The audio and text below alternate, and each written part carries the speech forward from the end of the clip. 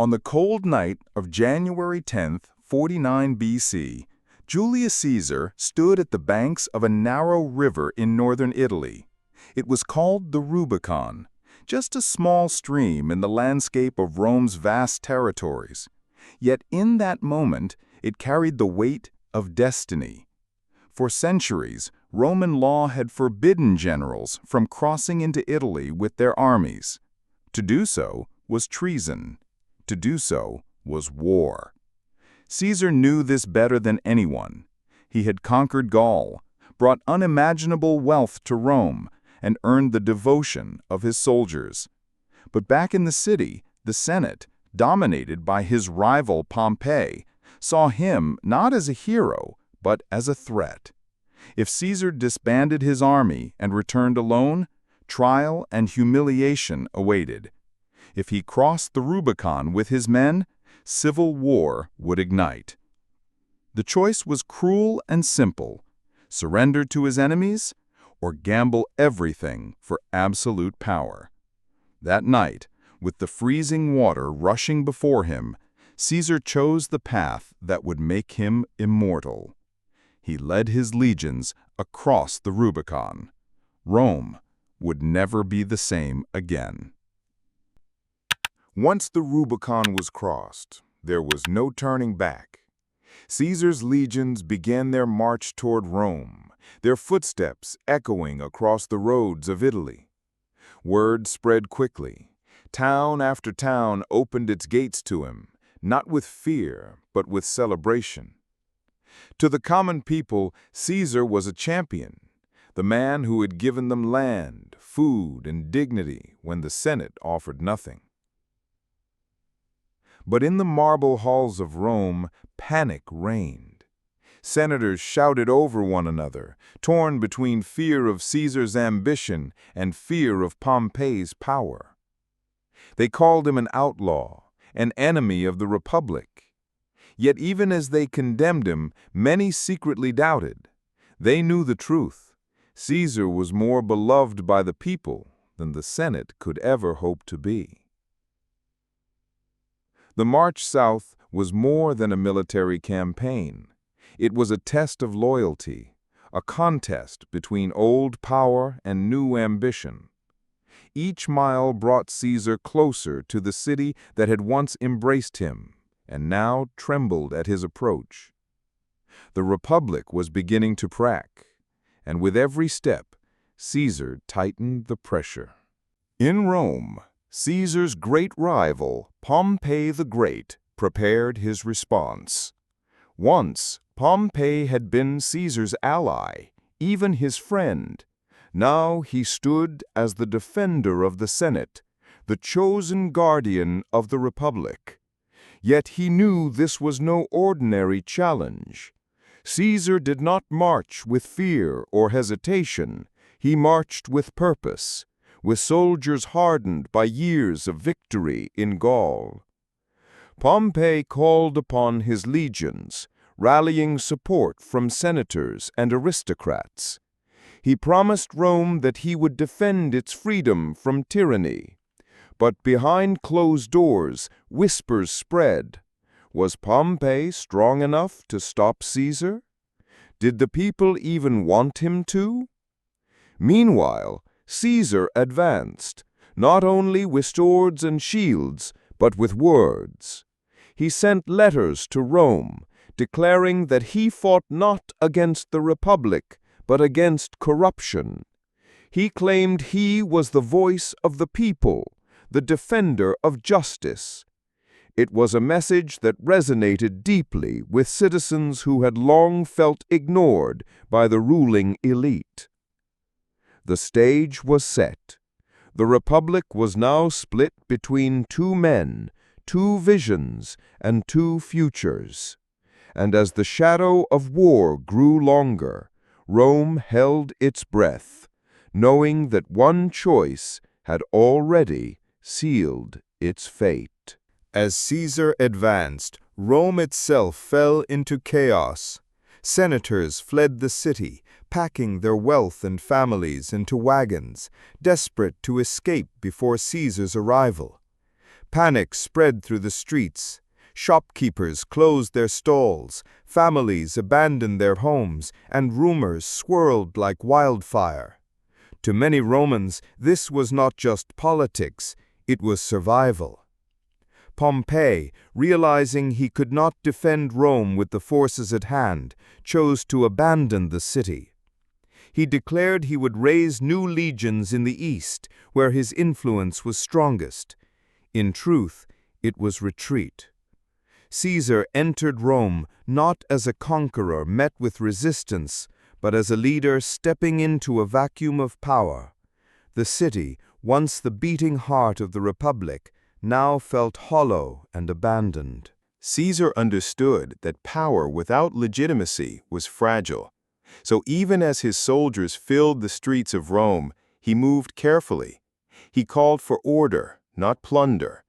He promised that life for ordinary citizens would continue, that markets would reopen, that Rome would not suffer under his rule. But beneath these reassurances was a bold political maneuver. Caesar declared himself not a usurper, but a protector of Rome against corrupt men who had abandoned her. He framed Pompey as the traitor, the Senate as cowards, and himself as the one true defender of Roman dignity. His words mattered. They gave Romans hope, even as war loomed. Pompey was not gone.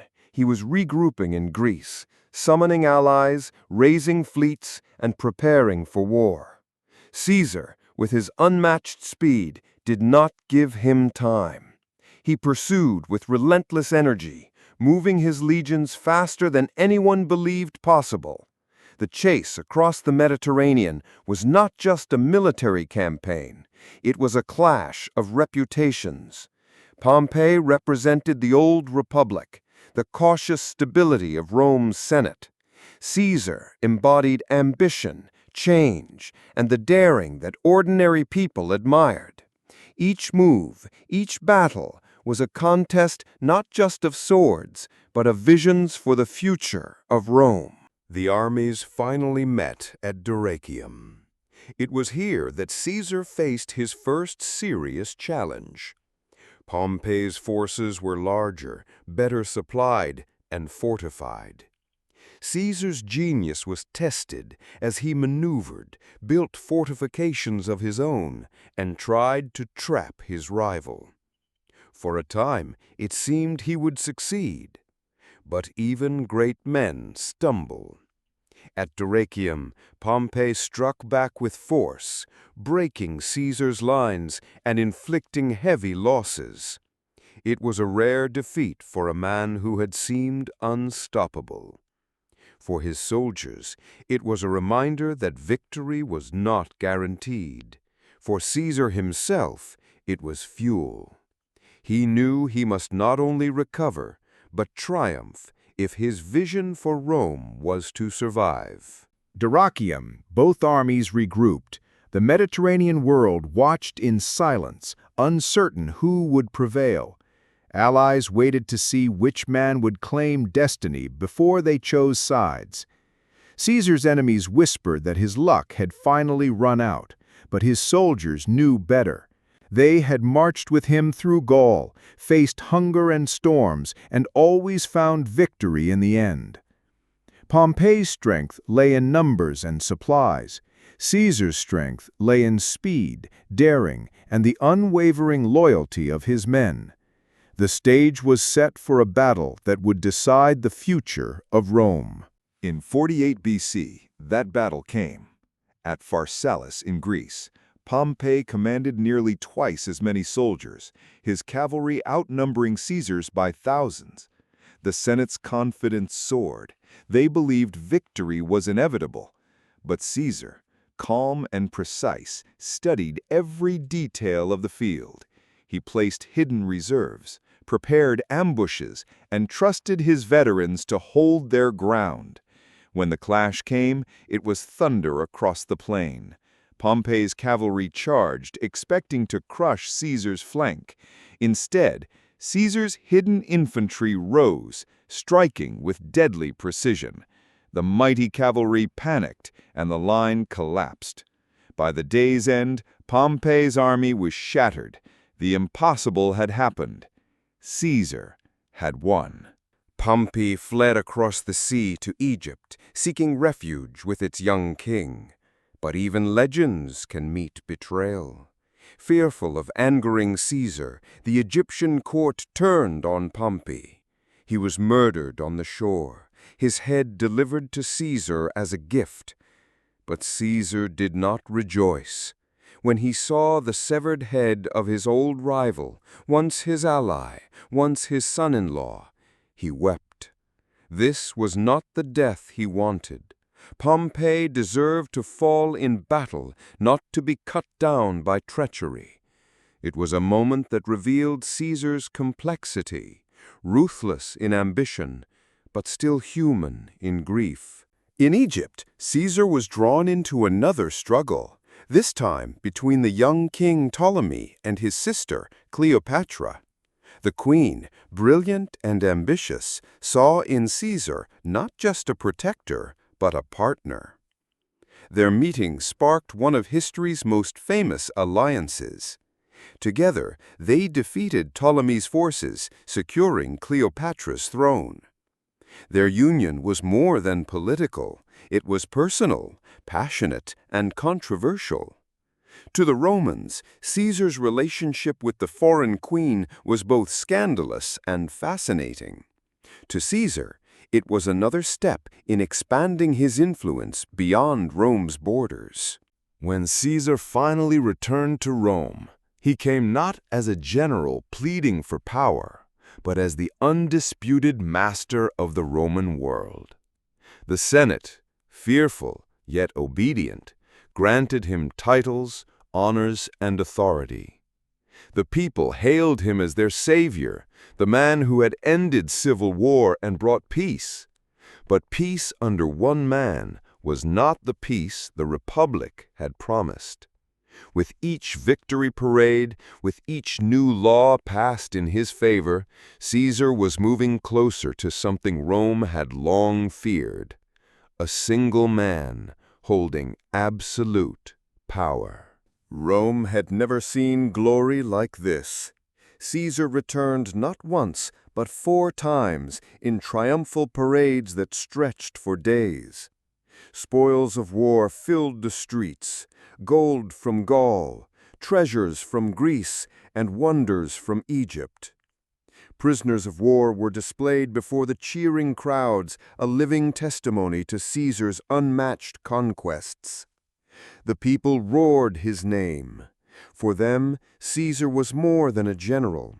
He was the protector who had broken the chains of hunger and poverty.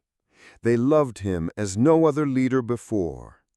But behind the applause, a quieter sound grew, the whisper of unease. For every triumph elevated Caesar higher and left the Senate smaller in his shadow. With power secured, Caesar began to reshape Rome itself. He introduced sweeping reforms, reducing debts, redistributing land, granting citizenship to provinces long ignored by the Senate. He rebuilt cities, reformed the calendar, and dreamed of uniting the vast Roman world under a single, efficient order.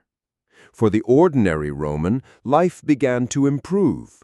Farmers, soldiers, and citizens found hope in his changes. But for Rome's elite, these reforms were dangerous. They saw their privileges fading, their grip on power loosening.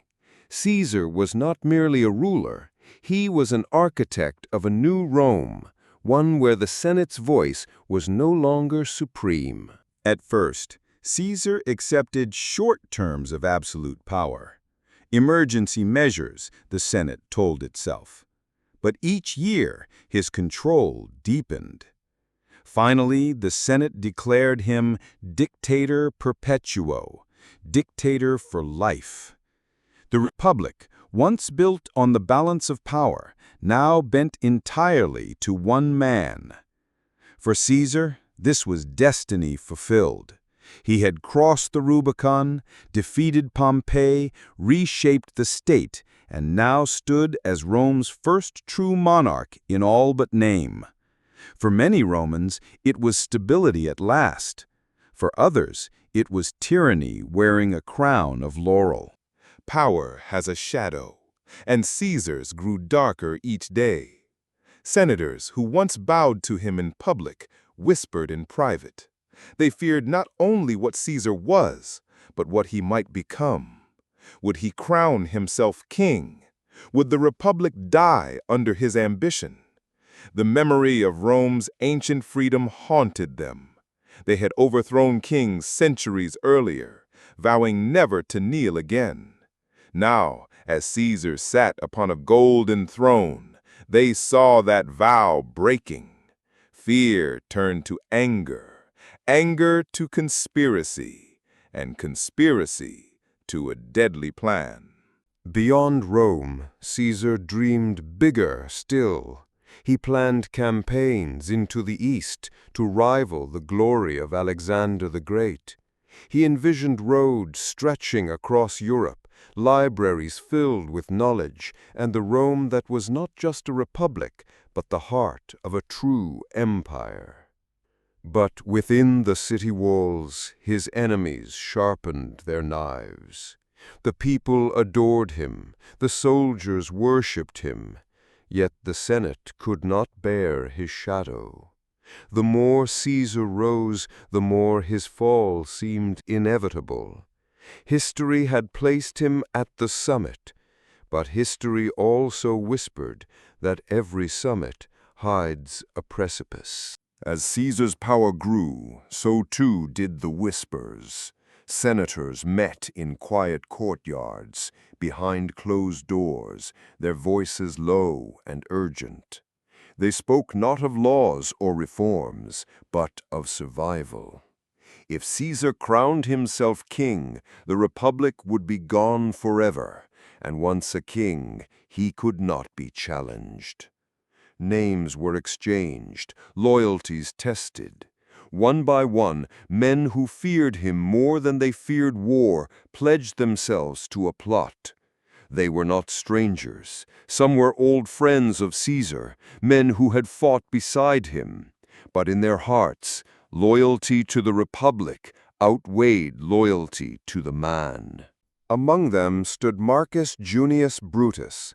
He loved Caesar like a father, yet loved the republic like a son. His ancestry weighed heavily on him. His ancestors had helped expel the last king of Rome centuries before. Could he now stand by and watch another man rise as monarch? Brutus was torn between affection and duty. To betray Caesar felt like betraying family, but to allow him unchecked power felt like betraying Rome itself. Each night, Brutus lay awake, wrestling with a choice that would define him forever. In the end, his sense of honor dragged him into the conspiracy. The knives were being counted, and Brutus would hold one of them. As March of 44 BC drew near, the air in Rome thickened with unease. Caesar prepared to leave for another grand campaign, dreaming of conquering the East. His vision stretched beyond Rome, toward immortality. But as he planned, his enemies plotted. Warnings came. Friends whispered of danger. A soothsayer famously told him, "Beware the Ides of March." Caesar dismissed them with a smile. He had faced storms, swords, and armies. How could a handful of senators threaten him now? To him, fear was for lesser men. On the morning of March 15th, Caesar rose from his bed, uncertain. His wife, Calpurnia, had dreamed of his murder. She begged him not to go to the Senate. For a moment, he hesitated, but ambition drowned doubt. To stay home would show weakness. To appear afraid would feed his enemies' whispers. So he dressed in his scarlet robe, draped with honors, and walked into the day that history would never forget. The streets of Rome greeted him with cheers, unaware they were cheering him for the last time. The Senate met not in its usual chamber, but in the theater of Pompeii, a bitter irony, for it was built by the man Caesar had once defeated. Inside, the conspirators gathered, their faces calm, their hearts pounding. Each man carried more than a dagger. He carried centuries of Rome's promise of liberty. As Caesar entered, the senators rose. The most powerful man in the world walked among men who smiled with their lips but burned with fear in their eyes. The stage was set. The Republic was about to strike back against the empire rising in Caesar's hands. Caesar took his seat, surrounded by men he thought were allies.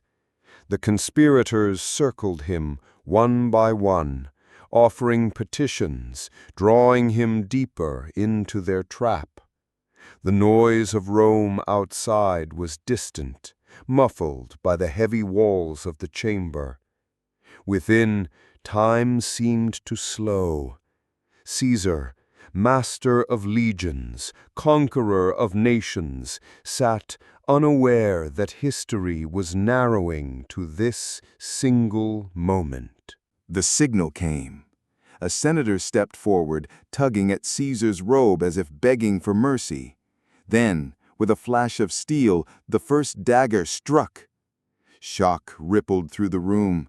Caesar, stunned, turned to his attackers. More knives slashed, each blade carried by men who had once hailed him as savior.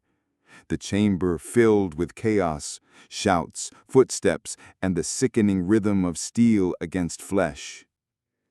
The final blow was not the strongest, but the cruelest. Brutus, Caesar's trusted friend, his almost son, raised his dagger. Their eyes met. In that instant, Caesar understood the depth of betrayal. His will to fight faded. History remembers his final words, whispered not to the world, but to Brutus alone. "You too, my child?" And with that, the dictator of Rome fell at the feet of Pompey's statue, drenched in the blood of power. Direct a voice, create realistic dialogue, and so much more. Edit these placeholders to get started. The senators fled the chamber, their hands trembling, their clothes stained red. Rome, they believed, was saved. The tyrant was gone, and the Republic restored. But outside, the people did not cheer. They wept, they mourned. For the man who had given them bread, land, and dignity was gone. To them, the Senate had not killed a tyrant. They had killed their champion. With Caesar dead, Rome did not return to peace. Instead, it plunged deeper into chaos. His allies and enemies alike fought for the vacuum of power he left behind. Antony, Octavian, and others rose, each claiming Caesar's mantle. Civil wars raged once more, blood soaking the very soil the Senate had sworn to protect. The Republic was shattered beyond repair. From the chaos emerged Octavian, Caesar's adopted heir. He was young, patient, and relentless. Piece by piece, he dismantled the old republic and built something new in its place, the Roman Empire. Caesar had not lived to see it, but his dream had triumphed. The Senate that had killed him became a hollow symbol, powerless in the shadow of emperors. The age of kings had returned, cloaked in Roman armor. And so the story of Julius Caesar ended, not with his fall, but with his eternal rise. He had crossed a small river called the Rubicon, and in doing so, crossed the boundary between man and legend. His name became more than a name. It became a title, carried by emperors for centuries to come. The men who killed him thought they were saving Rome, but instead they destroyed the Republic. In their fear of one man's power, they gave birth to an empire, and Caesar, betrayed, murdered, and mourned, stood forever as the symbol of ambition's cost, of loyalty's fragility, and of the price Rome paid for greatness.